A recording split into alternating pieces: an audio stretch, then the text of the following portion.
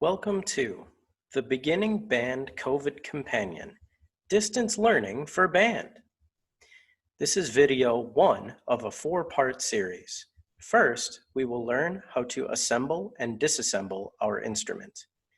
Next, we will learn how to maintain the mechanics of the instrument and disinfect it. Then, we will learn how to make beautiful sounds on just our mouthpiece. Lastly, we will perform our first notes.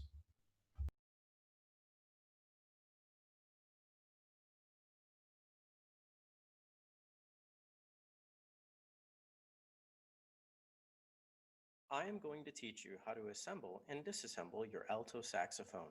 First, just listen. Don't try to put it together quite yet. That will be next.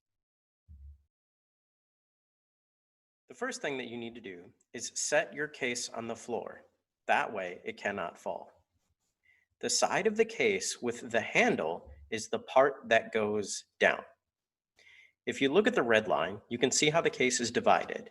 Make sure it is the handle part of the case that is closer to the ground, and that way when you open it, you won't have any problems. If you open it upside down, however, your instrument will fall out of the case, and nobody wants that to happen.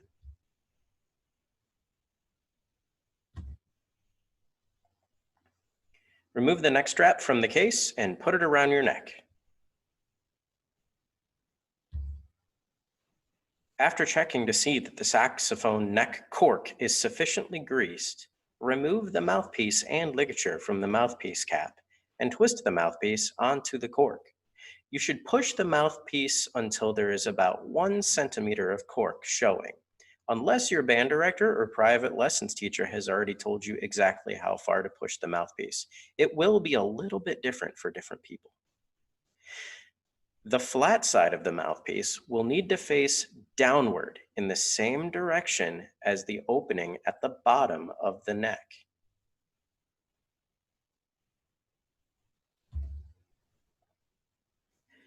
Attach the neck strap to the body of the saxophone, but remain aware of your saxophone and your surroundings as you turn to focus on the rest of the setup.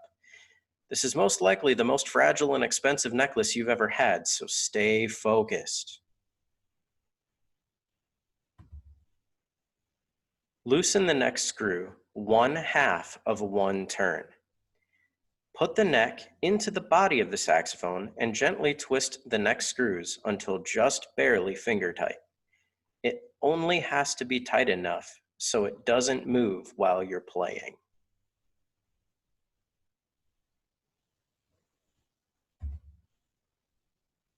Make sure that the vertical pin from the body goes between the hoop of the neck and the body of the saxophone. The picture on the left shows the correct setup.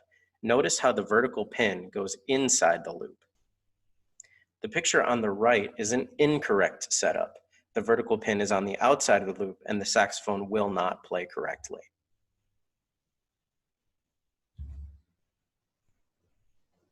In order for your reed to vibrate correctly, it needs to be moistened. Some people choose to soak the reed in pure water so that the acid in your saliva is less likely to age the reed. However, some people choose to soak the reed in their mouth because they don't always have a cup of water sitting around. Maybe it's just a good policy to soak your reed in a cup at home, but soak it in your mouth during rehearsal to save a little bit of time.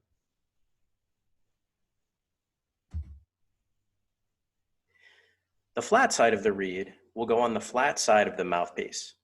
Align the curve of the top of the tip of the reed with the curve of the top of the tip of the mouthpiece. Some people prefer to have the reed very slightly past the mouthpiece. Just a slight sliver of the reed should show from the reverse side.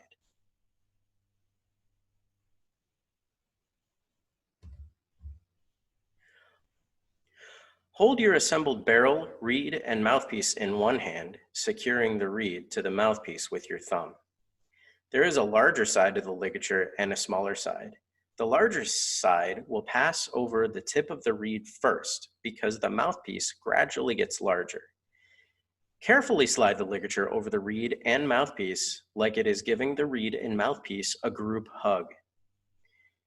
Be especially aware of the extremely fragile tip of the reed as you do that. There are many variations on ligatures. Some are made out of different materials, and some have the screws in a different place.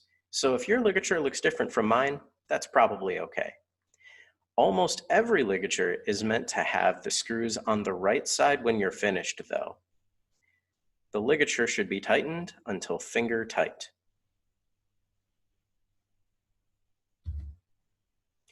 It's easy for your reed to become off-center when you're putting the ligature on. Simply loosen the screws a little, adjust, and try again. The top of the ligature should be 2 millimeters below the apex of the U-shape of the reed. If you look at the picture, I have exaggerated the U-shape of the reed to show you how the ligature is set up 2 millimeters below the apex of the U-shape of the reed.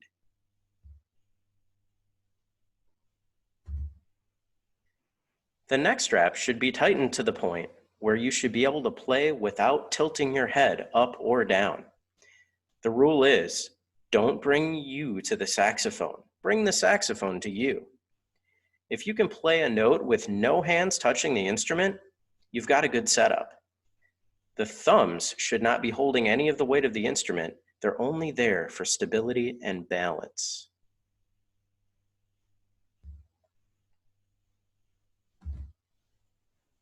Loosen the neck screw by 1/2 of one turn. Pull the neck and mouthpiece combination off of the alto saxophone body and shake the water out of the neck because usually that's where most of the moisture will be after you're done playing. I usually gently tap the wide end of the neck on my thigh, and that helps get some of the moisture out too.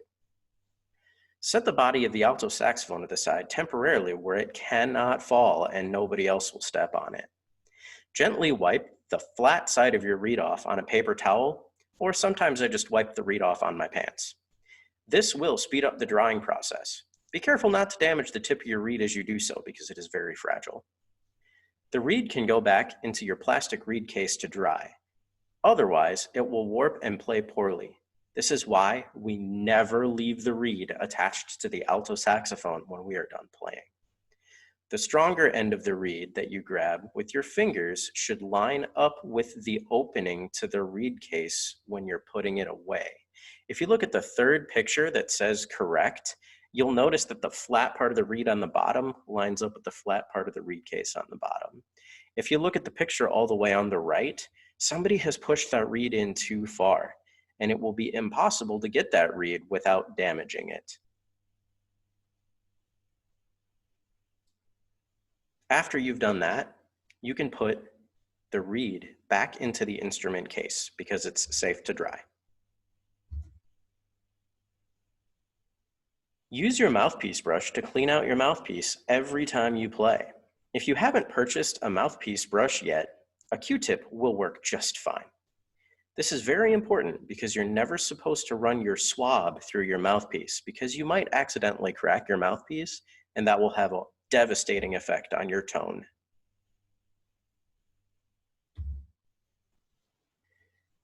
Use your neck swab that is especially made for swabbing the neck to clean the neck. Never attempt to use the body swab on a saxophone neck. You may put the neck back into the case at this time after you swabbed it with your neck swab. Put your mouthpiece back into the cap because you never want to run your alto saxophone body swab through your mouthpiece. You can store your ligature in the mouthpiece cap too. It'll keep both things safe.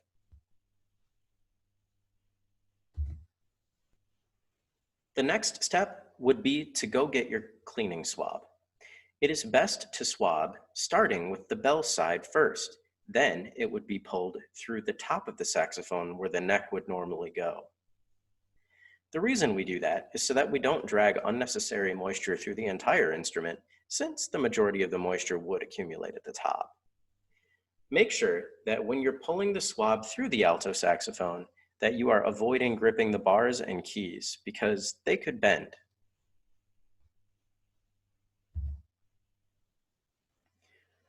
Put the saxophone back the way that you found it in its case. Never force the case closed. If it's being stubborn, you probably just need to arrange some of the pieces a little bit. Latch both latches and do your best to store your swab outside of your case so that it has a chance to dry. We never want to leave our swab in our saxophone because it will accumulate a lot of mold. Now that you've listened to me assemble and disassemble my instrument, let's try to put it together at the same time.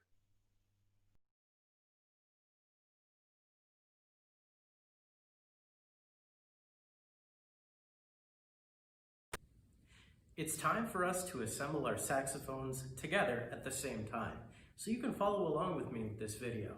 I'm going to move kind of fast because we did already talk about how to do this when I showed you before, but the great thing about this video is that you can pause it at any time, and if you need to catch up, just rewind it a little bit.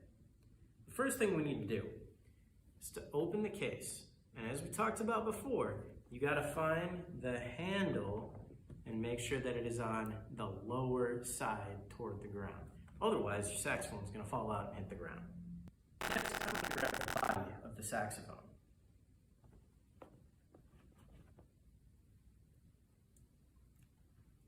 There's a circle hoop on the back of the saxophone, and we will hook our neck strap right into that circle.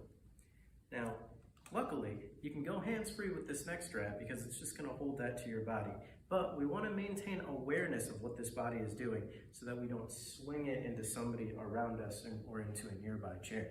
Now, I'm going to set this case on the ground for now so that I have a workspace to work with. The next step is to put the neck into the neck hole. You might need to loosen this neck screw by about a half a turn, not very much. As you're inserting the neck onto the top of the body of the saxophone, make sure that this vertical peg here that connects the octave mechanism is going between the loop and the body of the saxophone, just like this.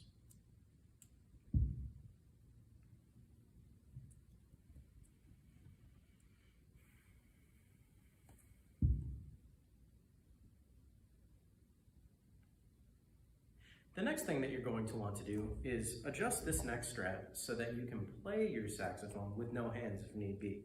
Now, we would never actually play our alto saxophone without hands because we need our hands to play it, but when you check the height and tightness of your neck strap, it's a good way,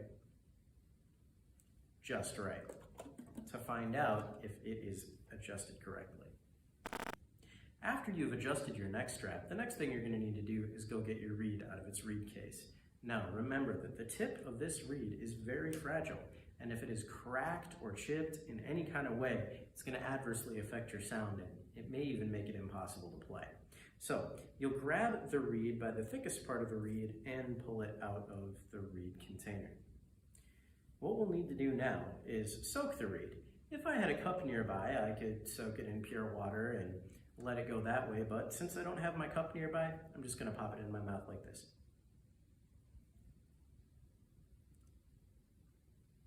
"30 seconds later, it's moist enough to play.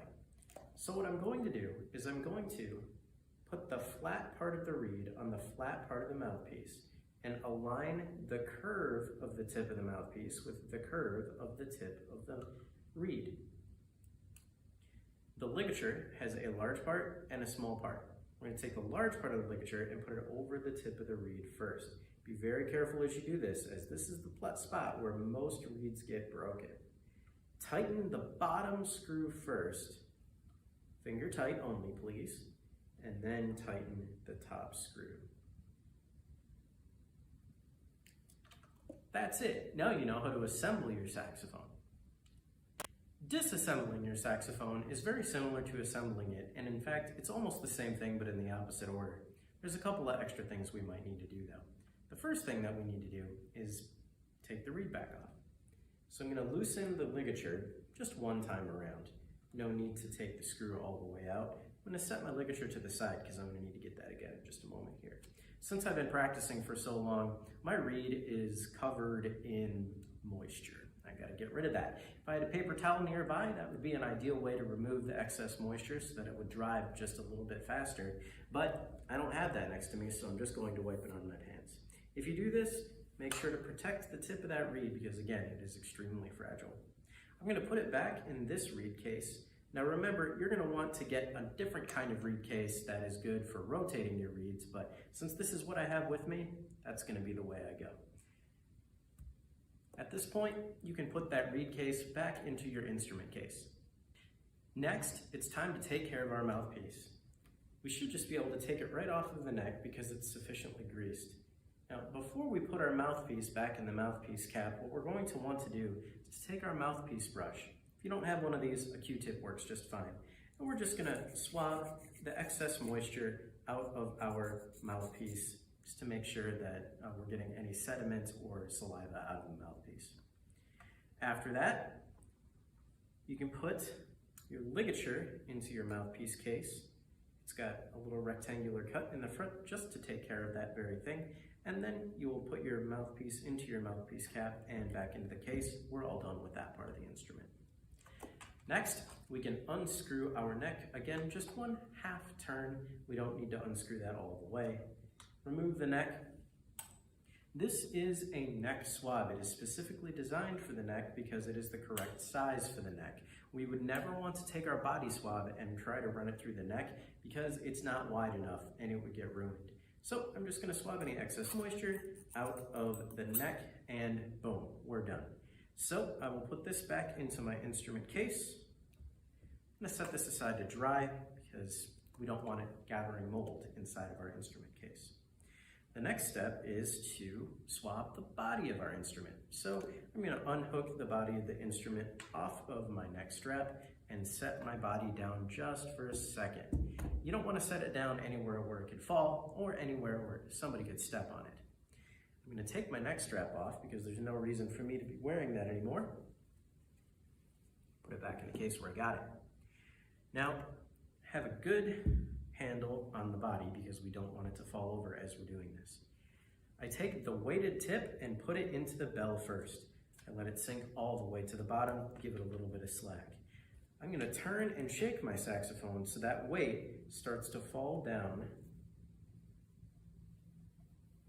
the body of the instrument until it comes out the spot where we had the neck before. I'm just going to pull the swab through the entire instrument one time.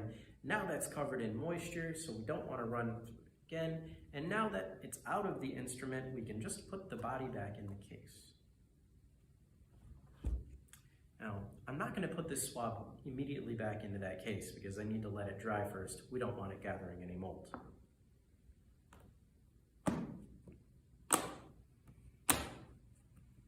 After your mouthpiece brush, your neck swab, and your body swab are all done drying, they could go back in the case too. Congratulations! Now you know how to assemble and disassemble your saxophone. Next, we're going to be looking at how to maintain your saxophone and how to sanitize it too.